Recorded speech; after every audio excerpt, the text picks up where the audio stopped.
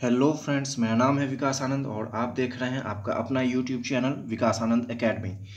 आज हम लोग एक नए क्वेश्चन के साथ आपके सामने उपस्थित हुए हैं। ये क्वेश्चन है 1857 की क्रांति में बाबू कुंवर सिंह की भूमिका का वर्णन करें। ये बीपीएससी मेंस 69 के लिए बहुत ही इंपॉर्टेंट क्वेश्चन रहेगा, क्योंकि पेपर 1 में जीएस पेपर 1 में आर्ट एंड कल्चर यानी कि कला संस्कृति खंड में ये क्वेश्चन पूछा जा सकता है। तो चलिए बिना देरी के इस क्वेश्चन के बारे में हम लोग पढ़ते हैं। क्वेश्चन है 1857 की क्रांति में बाबू कुंवर सिंह की भूमिका का वर्णन करें।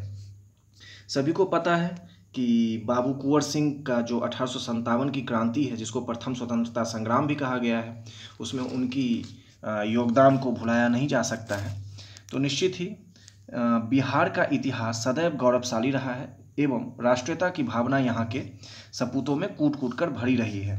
इन्हीं सपूतों की कड़ी में एक नाम बाबू कुंवर सिंह का भी है, जिन्होंने 1857 की क्रांति में मातृभूमि को अंग्रेजों के चंगुल से मुक्त कराने में अंतिम समय तक संघर्ष किया।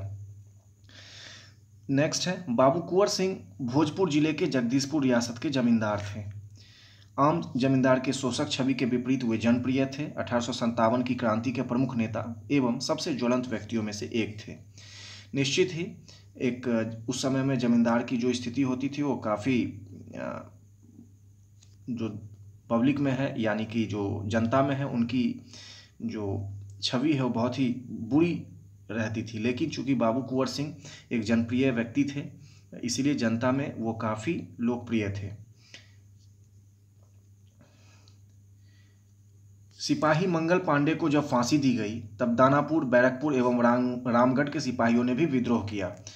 1857 का जो तात्कालिक कारण था, 1857 के संग्राम का, उसका तात्कालिक कारण था कि ब्रिटिश सरकार ने जो भारतीय सैनिक था उनके धर्म के साथ कुठाराघात किया।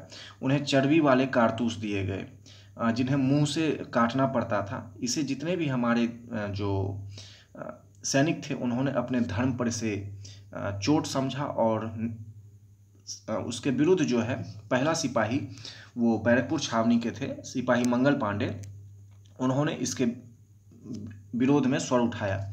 बाद में उनको फांसी भी दे दी गई और जब ये फांसी उनको पड़ गई तो दानापुर, बैरकपुर और रामगढ़ के जो सिपाही थे उन्होंने भी विद्रोह कर दिया।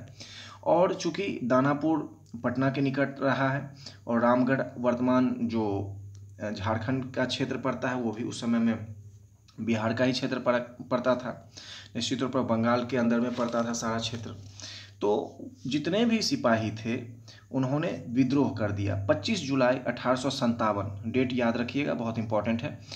25 जुलाई 1857 को दानापुर रेजिमेंट के सिपाही आरा की ओर प्रस्थान कर एवं 26 जुलाई को जगदीशपुर पहुंचकर उन्होंने कुंवर सिंह को अपना नेता घोषित किया। तो जगदीशपुर के जमींदार थे और सारे जितने भी सिपाही थे वो आरा पहुंचकर कुंवर सिंह को अपना नेता उन्होंने घोषित किया। कुंवर सिंह ने पहले ही अपने किले की मरम्मत करवा ली थी और बंदूकें एवं गोला बारूद बनाने का एक कारखाना भी स्थापित कर लिया था। तो उन्होंने अपने जो किले में ही सारा व्यवस्था उन्होंने बंदूक एवं गोला बनाने का पहले से किया हुआ था। विद्रोही सैनिकों को साथ लेकर उन्होंने 27 जुलाई को आरा पर अधिकार कर लिया तथा स्वयं को क्षेत्र का स्वतंत्र शासक घोषित कर दिया। आरा पर अधिकार करके स्वतंत्र शासक उन्होंने अपने आप को घोषित कर दिया। इसके फलस्वरूप 500 यूरोपियन एवं भारतीय फौजियों के साथ दानापुर के जो उस समय के कप्तान थे डनवर सहायतार्थ आरा पहुंचा, यानी कि बाबू कुंवर सिंह से लड़ने के लिए वो आरा पहुंचा। कौन? कप्तान डनवर। भीषण युद्ध हुआ और 30 जुलाई को डनवर एवं उसके कई सैनिक मारे गए। जब ये मारे गए तो फिर ब्रिटिश सरकार ने एक बड़ी जो फौज है वो मेजर विंसेंट आयर के नेतृत्व में उसने भेजा। मेजर विंसेंट आयर ने मोर्चा संभाला और एक बड़ी सेना और तोपों सहित आरा पर आक्रमण किया। फिर क्या होता है देखते हैं। उसके आगे है 2 और 3 अगस्त को बाबू कुंवर सिंह के साथ बीबीगंज और बिहियां के जंगलों में उसकी घमासान लड़ाई हुई। बीबीगंज और बिहियां के जंगलों में इस लड़ाई में कुंवर सिंह की स्थिति कमजोर हो गई, चूंकि बहुत अधिक सेना और तोपों का एक रेजिमेंट के साथ वो वहाँ विंसेंट आयर वहाँ पहुँचा था और उन्होंने उस स्थिति में उन्होंने आरा छोड़ दिया। आरा छोड़ना पड़ा उन्हें, परंतु उन्होंने साहस नहीं छोड़ा। आरा उन्होंने छोड़ दिया। मेजर आयर ने आरा सहित जगदीशपुर पर पुनः कब्जा स्थापित कर लिया मेजर आयर ने। इसी बीच कुंवर सिंह रोहतास पहुंचे। रोहतास होते हुए रामगढ़ बटालियन के विद्रोही सैनिकों ने उन्हें अपना नेता माना। वहीं पर रामगढ़ बटालियन के भी सैनिक वहां मौजूद थे रोहतास में, उन्होंने अपना नेता कुंवर सिंह को मान लिया। इन सैनिकों को साथ लेकर मिर्जापुर जो यूपी में है, उसके बाद वो रीवा होते हुए बांदा पहुंचे, जहां उनकी मुलाकात तात्या टोपे से हुई। तात्या टोपे से उनकी मुलाकात हुई बांदा में। बांदा से कालपी होते हुए वे लखनऊ पहुंचे, जहां लखनऊ के नवाब ने उन्हें शाही पोशाक, हजारों रुपए और आजमगढ़ किले के लिए फरमान देकर उन्हें विदा किया। तो ये सारे क्षेत्र में जाकर वो जितने भी कोऑर्डिनेट करने का काम था, सामंजस्य बढ़ाने का काम था अंग्रेजों के विरुद्ध, वो बाबू कुंवर सिंह बहुत भलीभांति कर रहे थे। नेक्स्ट है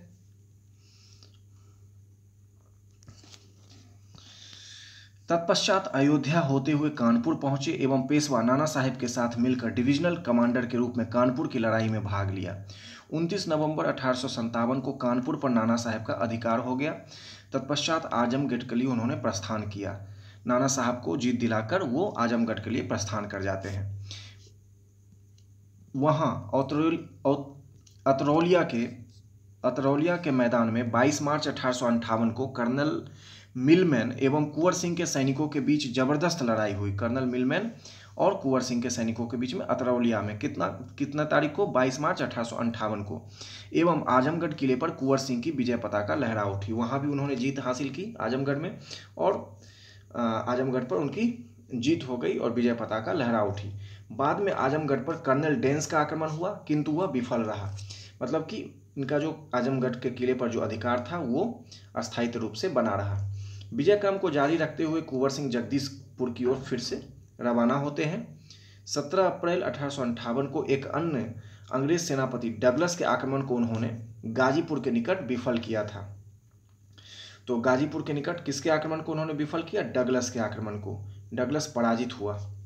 फिर है अपनी यात्रा के क्रम में वे शिवहर घाट पहुंचते हैं, और शिवहर घाट पहुंचने में 21 अप्रैल को शिवहर घाट से गंगा पार करने में सफल हो गए, लेकिन इसी क्रम में वो बुरी तरह घायल हो चुके थे, और लगातार लड़ाई से वो बुरी तरह से जो है घायलावस्था में।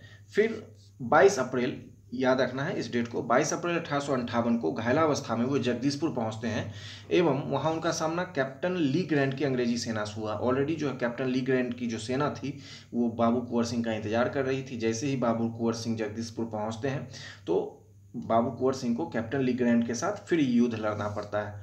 कुंवर सिंह यहाँ भी विजयी हुए, यहाँ भी उनकी जीत हुई, और 23 अप्रैल 1858 को पुनः जगदीशपुर पर उनका अधिकार हो गया। विंसेंट आयर से जो युद्ध में हार झेलने के पश्चात जो उन्होंने सभी क्षेत्रों का दौरा किया और वहां जीत हासिल की, फिर वो वापस जगदीशपुर लौटते हैं और फिर अपना अधिकार वहां स्थापित करते हैं। परंतु 26 अप्रैल 1858 को उन्होंने मातृभूमि का स्मरण करते हुए अपने प्राण त्याग दिए। ये जो है युद्ध की वजह से नहीं, बल्कि अत्यधिक युद्ध में लड़ने की वजह से, और आयु उनकी उस समय 80 वर्ष करीब हो चुकी थी, और अत्यधिक घाव उनके शरीर पर बन गए थे, जिसके पश्चात 26 अप्रैल को उनकी मृत्यु हो जाती है। इस तरह कुंवर सिंह स्वतंत्रता आंदोलन के भारतीय इतिहास में सदा के लिए अमर हो गए। उनकी राष्ट्रीय भावना, त्याग, दूरदर्शिता और जो बलिदान है अन्य स्वतंत्रता सेनानियों के लिए प्रेरणा स्रोत बने। उनके उत्साह को देखते हुए ही कहा गया, 80 वर्षों की हड्डी में जागा जोश पुराना था, सब कहते हैं कुंवर सिंह बड़ा वीर मर्दाना था। निश्चित ही ये जो क्वेश्चन है आपके लिए बहुत ही इम्पोर्टेंट होगा। बाबू कुंवर सिंह का योगदान हमेशा से पूछता रहा है, ये फेवरेट क्वेश्चन रहा है बीपीएससी का, और बहुत ही कम शब्दों में, महज 650 शब्दों में मैंने इसको शॉर्ट में प्रिसाइज करके आपके सामने यहाँ हाजिर किया है। निश्चित ही आपको ये समझ में आया होगा, और आप हमारे चैनल विकास आनंद एकेडमी को लाइक करें, सब्सक्राइब करें। आपका हमारे चैनल पर आने के लिए बहुत बहुत धन्यवाद।